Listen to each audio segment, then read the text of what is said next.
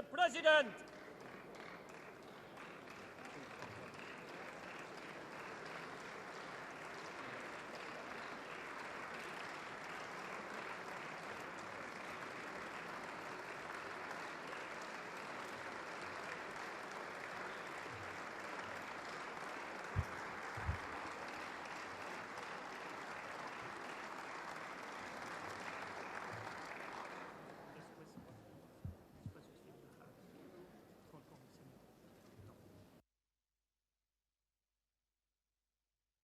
Colleagues,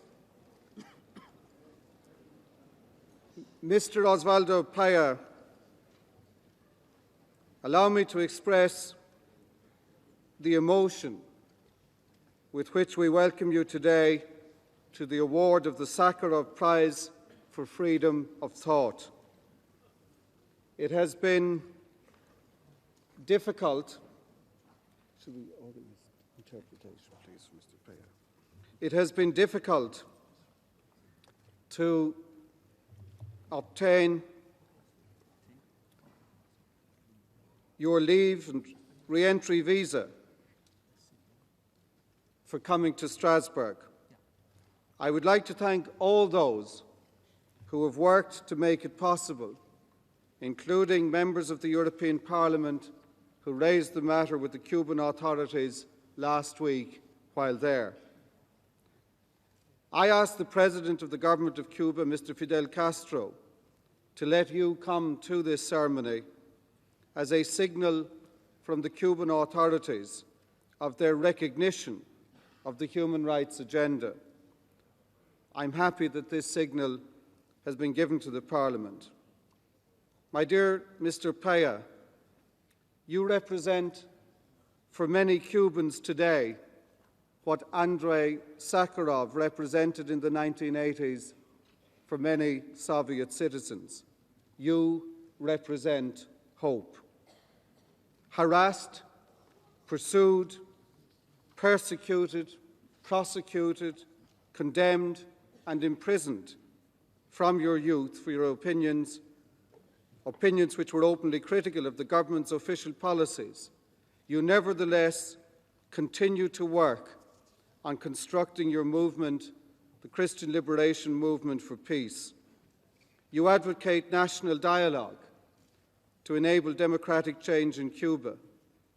You are working tirelessly to create an alternative, non-violent democratic movement based on a wide coalition.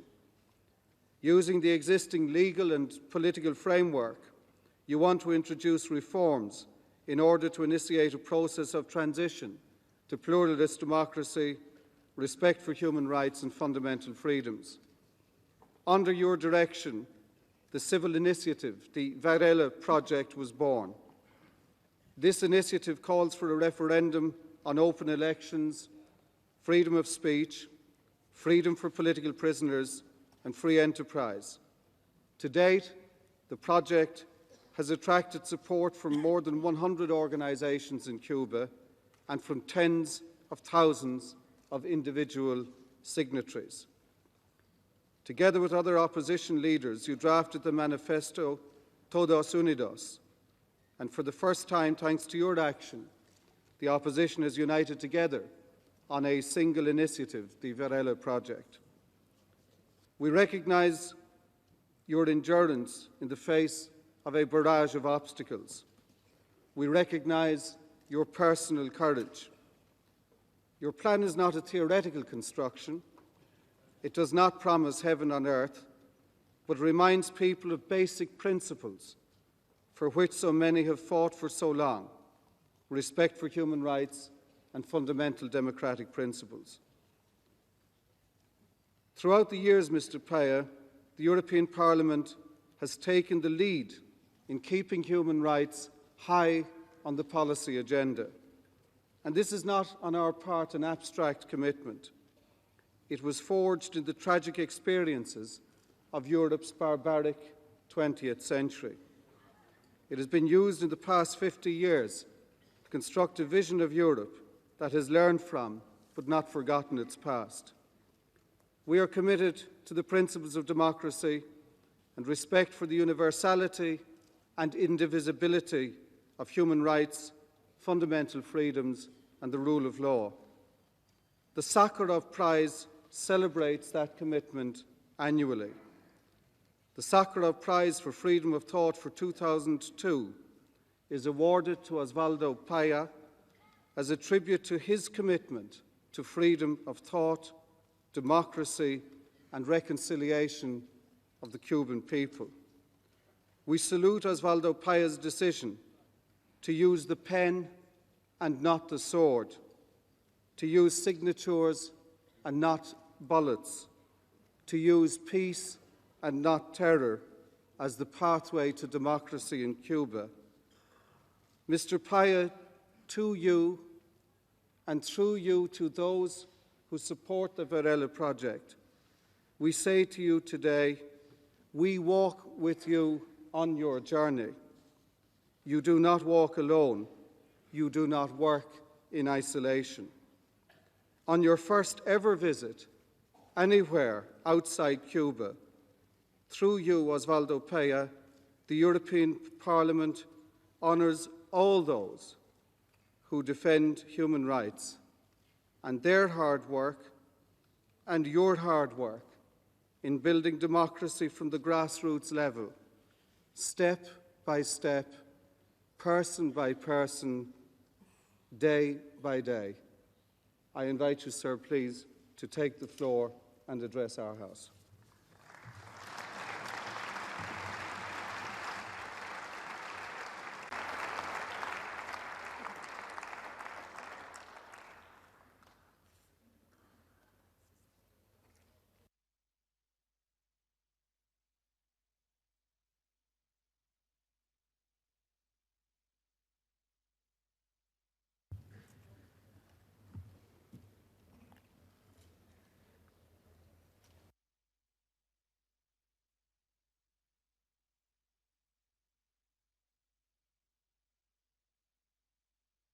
Gracias al señor presidente. Thank you very much, Cox, President Cox, y a este Parlamento, and thank you also to en this el que están Parliament, representados which represents muchos pueblos de many of the Europa. peoples of Europe.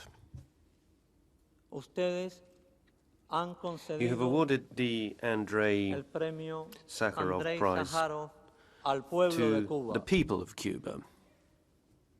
Digo I'm saying al the pueblo people cubano of Cuba porque because es el it is gran the Cuban merecedor de people este that reconocimiento. deserve this award. Lo digo sin excluir a I'm saying ninguno de this mis without in any way compatriotas, excluding any of my sea compatriots, cual sea su regardless posición of their política, political views, porque because los derechos rights no tienen don't color know político, any political ni color, de raza, no more than they ni know de cultura. race or culture. Tampoco las Neither dictaduras tienen color político. are dictatorships in any way conditioned by son their de political derecha, color. They're not right-wing, ni de izquierda. neither are they left-wing. Son They are solo merely dictaduras. dictatorships.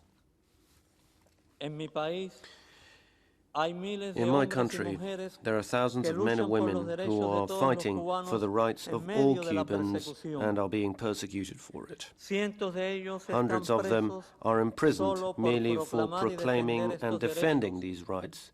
por lo que yo And so I'm recibo happy to este receive this reconocimiento award on their en su behalf. nombre. Digo que este premio I'm saying that es this is a para todos prize los for cubanos all Cubans, porque entiendo because as I see it, que con este Europe premio is Europa saying quiere to decirles, Cubans through this prize that ustedes you también also tienen have the derecho right a los to derechos. rights. De esto siempre estuvimos We were always convencidos, sure of this fact, pero hubo etapas but there were en las que times parecía when it que seemed esa verdad that such a no era tan self-evident evidente para truth muchos en was el not mundo. so self-evident for many in the world. No vengo aquí a pedir apoyo I haven't come here to para la ask oposición for al gobierno support cubano, for the opposition to the ni a Cuban government. condenar a los que nos Neither persiguen. have I come here to condemn No those that es una persecute ayuda us. para Cuba que It doesn't algunos en help el Cuba mundo tomen for partido people in the con el world gobierno to cubano o con los side que with se the le Cuban oponen government a or side partir with de those that oppose the posiciones government on the ideológicas. basis of ideological viewpoints. Nosotros queremos que se tome We posición want a people favor to del back pueblo cubano, the people of Cuba, con todos all los cubanos, Cubans, And that means supporting the respect for all of their rights, supporting openness, supposing the demand that our people be consulted at the ballot boxes on the changes which we are calling for. We are asking for solidarity in our aim of allowing our people to express itself through the ballot box, as is proposed in the Varela projects. Many have linked this prize with the Varela project, and they are right to do so, because thousands of Cubans, amid repression, signed this request for a referendum, this petition for referendum, are making a decisive contribution to the changes which Cuba needs. These changes would mean participation in the economic and cultural life of the country. They would mean political and civil rights, and also national reconciliation. It would be this way that our people would be able to exercise its right to self-determination. It would lay to rest the myth that we Cubans have to live without rights if we are to sustain and retain our independence and sovereignty. Father Felix Varela taught us that independence and national sovereignty are inseparable from the exercise of human rights and fundamental rights. Cubans who live in Cuba and the Cuban diaspora are one people, and as such, we have the will and ability to build a democratic society, a fairer and free society, free of hatred and vengefulness, and the sort of society dreamed of by José Martí, who said, for all and for the good of all. We haven't chosen the peaceful way forward as a tactic, but rather because it is inseparable from the objectives of our people. Experience shows that violence merely engenders more violence, and that when political change is achieved by means of violence, you end up with new forms of oppression and injustice. We want violence and the use of strength should never again be used as a way to overcome crises or to support unfair or unjust governments. We will bring about the changes to our country by means of the civic moment of which I am a part, which is already writing a new chapter in Cuban history, where dialogue, democratic participation and solidarity will prevail. It is this way that we will build true peace. The heroes of the Cuban civic struggle, the citizens who have signed for the Varela project, do not bear arms. We do not have an armed wing. What we do is stretch out our arms, offering our hands to all Cubans and to all the peoples of the world as brothers and sisters. So, the first victory we have achieved is that we do not bear hatred in our hearts. So we say to those who persecute us and who seek to rule us, you're my brother. I do not hate you, but you will not rule me by means of fear. I do not wish to impose my truth, and I don't want you to impose your truth on me, but let us walk together to try to seek truth. That is the liberation that we are proclaiming.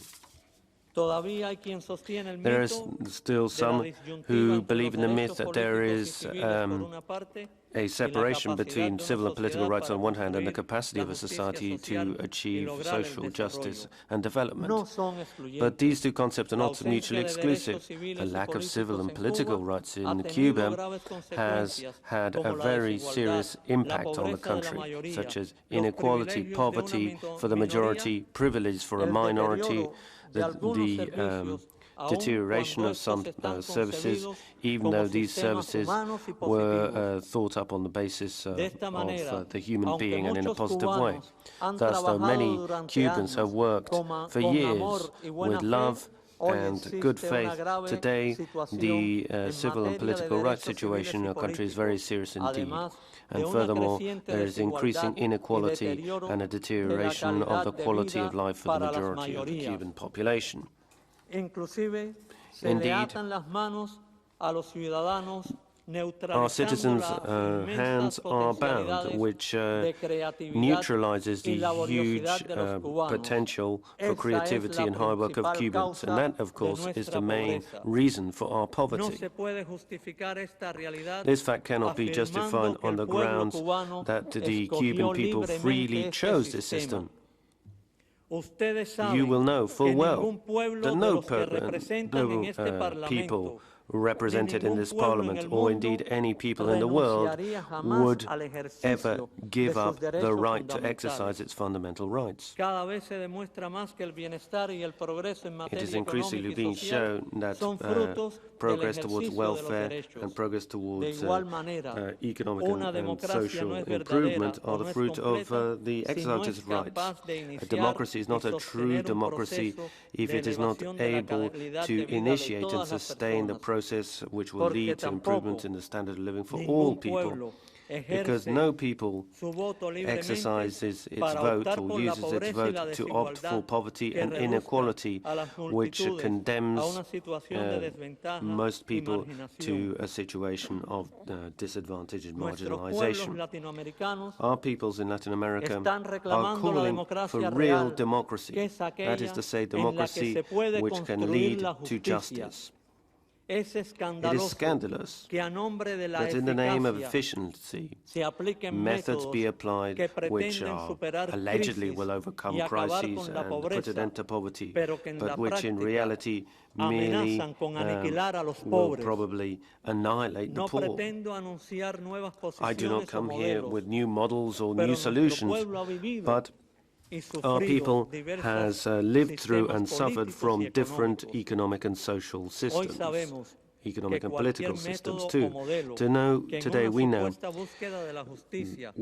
that any model which allegedly seeks to achieve justice, development or efficiency and does so to the detriment of the person or to the detriment of fundamental rights will ultimately lead to oppression, exclusion, and would merely plunge peoples into disaster.